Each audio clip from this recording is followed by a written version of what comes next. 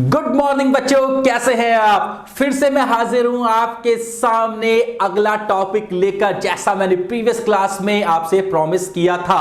तो बच्चों आज हम लोग बात करेंगे meaning and definition of partnership के बारे में। तो चलिए शुरू करते हैं।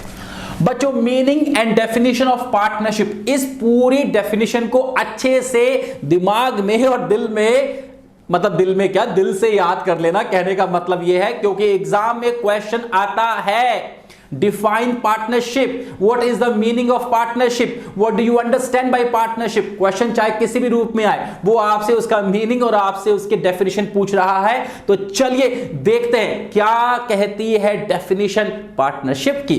देखते हैं बोर्ड पर डेफिनेशन की बात करें। Partnership is defined by Indian Partnership Act 1932 Section 4 as follows। तो बच्चों ये समझो, जो इंडियन पार्टनरशिप एक्ट 1932 है वो पूरी पार्टनरशिप के रूल्स को गवर्न करता है। जैसे मैं आपको समझा दूं, कंपनीज को गवर्न करने के लिए कंपनीज एक्ट 2013 बना हुआ है, 2013।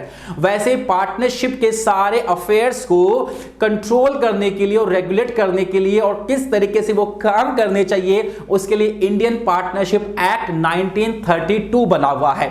और इसी पार्टनरशिप एक्ट 1932 का सेक्शन 4 मुझसे कहता है, partnership is the relation between persons who have agreed to share the profits of a business carried on by all or any of them acting for all.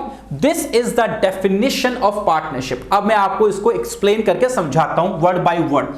Partnership is the relation between the persons. Partnership जो है वो दो या दो से ज्यादा लोगों के बीच में रिलेशन है। who have agreed to share the profits of a business, जो साथ में इसलिए आए हैं कि हम कोई काम करेंगे और जो भी इस बिजनेस से हमको लॉस या प्रॉफिट होगा उसको हम आपस में डिस्ट्रीब्यूट कर लेंगे इन अग्रीड रेशियो। आगे कहता है कैरीड ऑन बाय ऑल, या फिर उस जो बिजनेस हम लोग चला रहे हैं वो बिजनेस सब के सब उसमें पार्टिसिपेट करें। देखो बच्चों, दो तरह के पार्टनर होते हैं, एक होता है एक्टिव पार्टनर और एक होता है passive partner.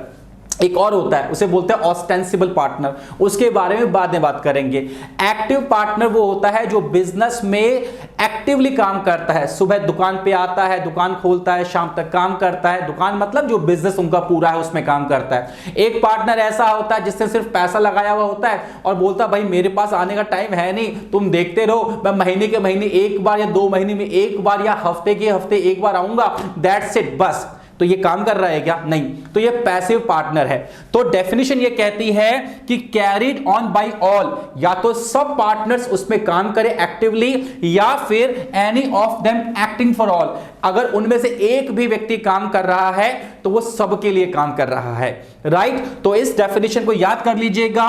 Partnership is the relation between persons who have agreed to share the profits of a business carried on by all or any of them acting for all. इस definition को by heart ऐसे कैसे याद करना है, आपको complete marks मिल जाएंगे बच्चों।